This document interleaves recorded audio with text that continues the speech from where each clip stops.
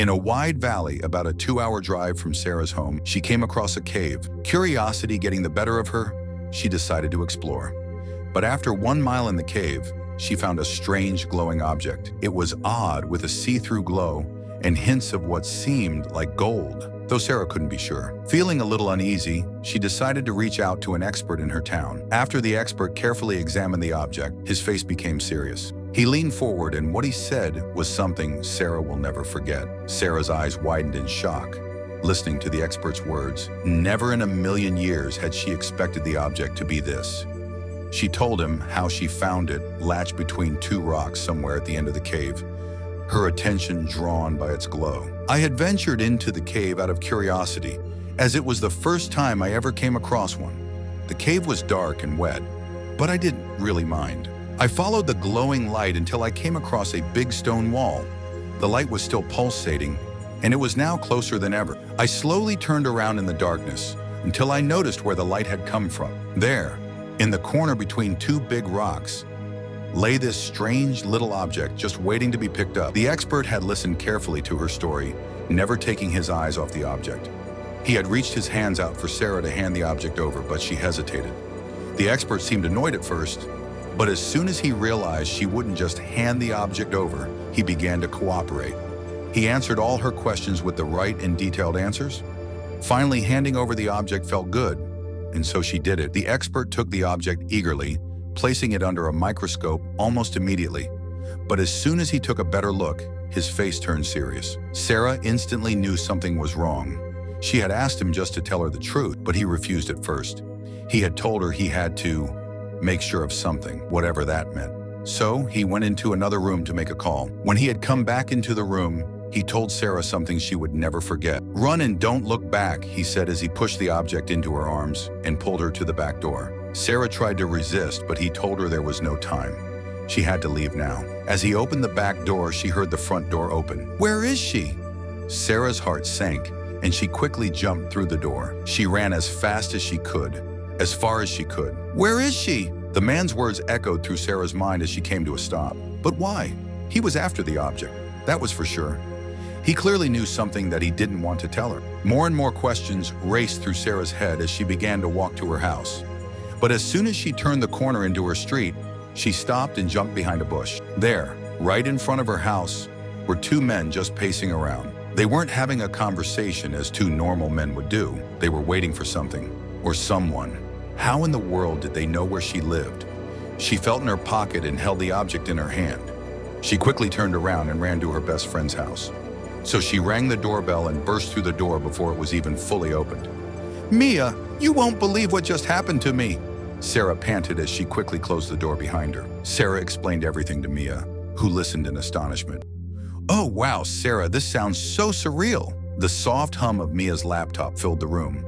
"Let's dive in," Mia remarked, opening a new tab and typing rapidly. Mia had opened several tabs, each profiling a different expert. Dr. Luna, a meteorite specialist.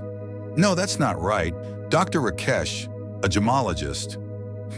Maybe, Mia contemplated aloud. Sarah peered over. What about him? Pointing at a geologist named Dr. Benjamin Harold. Sarah looked at Mia, eyebrows raised. He seems like our best shot. Mia nodded in agreement, impressed by the geologist's record. Mia composed an email to Dr. Harold, explaining their situation in broad strokes and requesting an appointment. Mia's phone rang with an air of determination. "Hey, Ethan," she began. "I know it's short notice, but Sarah and I need a favor. We just need to borrow your car. It's crucial." The world was painted in soft hues of blue and orange as dawn approached. The car, now loaded, awaited its passengers. Sarah took a deep breath, savoring the crisp morning air. "Ready?" Mia asked, hand on the ignition. Sarah nodded, her face showing a mix of anxiety and determination. As the engine roared to life, they set off, the horizon promising both peril and potential. The road seemed clear, the rhythm of the car's engine a comforting hum. But a glance in the rearview mirror made Sarah's heart race. A black car, nondescript yet menacing, lingered a few lengths behind them. "Mia," she whispered, pointing. With heightened alertness, Mia pressed on the gas, increasing the distance between them and the black car. "Hold on," she warned, taking a sudden left turn. As the landscape zipped past, they navigated rural roads and hidden trails. Despite their best efforts, the black car persisted, now even more aggressive in its pursuit. "They're determined," Mia muttered, gritting her teeth. Sarah could feel the weight of their situation. "We can't let them catch us," she said, her voice filled with urgency. Spotting a narrow alley up ahead, Mia made a split-second decision. She swerved sharply into it, the tires screeching in protest. As the walls closed in around them, the black car hesitated, giving them a slight lead. They emerged on the other side, quickly turning off the car's lights and hiding behind a grove of trees. The black car roared past, momentarily defeated. "That was too close," Sarah whispered, her eyes glistening with unshed tears. Mia reached over, gripping her friend's hand. "We're safe now." Pulling into the driveway of the geologist's quaint countryside home, Sarah and Mia were met with an eager Dr. Eleanor Rowan. As they unveiled the object, Eleanor's eyes widened in wonder. The intricate patterns, the weight, the allure, it all seemed to draw her in. "Fascinating," she whispered, her fingers delicately tracing its surface. Eleanor ushered them into her study, the walls lined with relics and fossils. "Over the years, I've come across remnants of our planet's enigmatic past. I've never seen anything quite like this," she confessed, holding it up to the light. She promised to handle it with the utmost care, ensuring its integrity would remain uncompromised. Leaving it behind, Sarah and Mia stepped out into the evening air, the atmosphere thick with anticipation. The morning sun cast a gentle glow on the sleepy town, but Sarah's heart raced as she spotted two familiar figures near Eleanor's lab. They were the same men she'd seen lurking around her home days earlier. Their intent was clear. "Mia," she whispered urgently, pointing discreetly. "Those men, they're here." Mia's brain went into overdrive. "We need a diversion," she stated, glancing around. Spotting a local market nearby, she quickly bought a bag and filled it with a similarly weighted rock. With the bag in hand, Mia casually strolled past the men, making sure they saw her. Sarah, acting as the lookout, gave the signal, and Mia dashed in the opposite direction of the lab. The men took the bait, trailing her. Meanwhile, Sarah approached Dr. Eleanor, urging her to secure the object. Ducking into alleys and weaving through the town's maze-like streets, Mia managed to elude her pursuers. The sun had begun its descent when Sarah's phone buzzed with an incoming call. Eleanor's voice crackled with excitement. "You need to come back. Now." "It's time," Mia murmured, and they headed back to the lab with haste. "I've never seen anything quite like it," Eleanor began. "In all my years and all the excavations, there might be nothing else like it on this planet."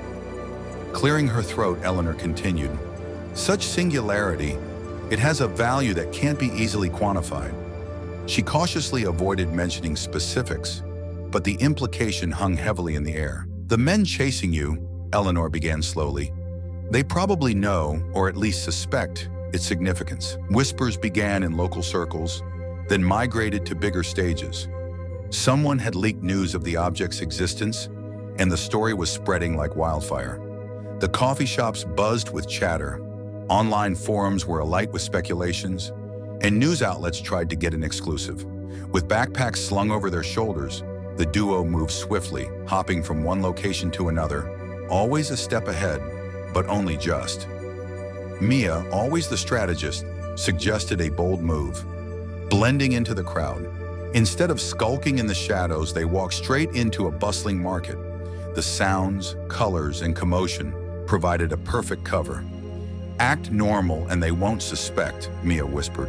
And for a moment, amidst the fruit stalls and chattering vendors, they almost felt safe. However, their illusion of security was shattered one evening. Sarah noticed not one, but three groups discreetly signaling to each other. Their days became a relentless series of escapes, darting from one hiding place to another, a basement here, the back room of a toy store there, even the shadows under a bridge. Each moment felt like a borrowed second. Mia, ever resourceful, came up with a daring plan. "We need somewhere completely secure," she said. Leading Sarah to a bank, she pulled out a fake ID. "Meet Jennifer Smith," Mia whispered with a sly wink. They secured the object in a safety deposit box, believing it would be safe for the time being. But Sarah's instincts kept nagging her. "The cave. I feel like we missed something," she murmured to Mia. Driven by this feeling, they returned to the cave with a geologist in tow. As the expert examined the markings, his expression shifted. He muttered about lost civilizations and hidden truths. The cave, it turned out, was not just a hiding spot. It was a repository of ancient knowledge. The symbols told a story connected to the mysterious object. But just as they were beginning to unravel the mystery, they found themselves face to face with their pursuers. One man with a scar etched across his cheek stepped forward, his eyes fixated greedily on the geologist's bag. "You have something we want," he snarled. He spoke of the object's immense value, not just in wealth, but in power. Legends and prophecies seemed to swirl around it, elevating its importance beyond anything they had imagined. Tension crackled in the air as the men closed in. Sarah, Mia, and the geologist were cornered, outnumbered, and outmatched. It seemed all was lost. But suddenly, the piercing wail of sirens shattered the silence. Blue lights flooded the scene as law enforcement arrived, tipped off by a vigilant citizen. The pursuers were detained, their gloating expressions unsettling. "You don't even understand what you've got," one sneered as he was led away. After the danger subsided, the geologist hesitated before revealing the truth. The object was primarily gold. Its material value alone was staggering, not to mention its historical and cultural significance. Realizing the perils it brought, Sarah and Mia made a life-altering decision. They sold the object to a research lab, ensuring its safety and contributing to scientific knowledge. The proceeds gave them a fresh start, while the adventure left them forever changed, the memories etched in their minds.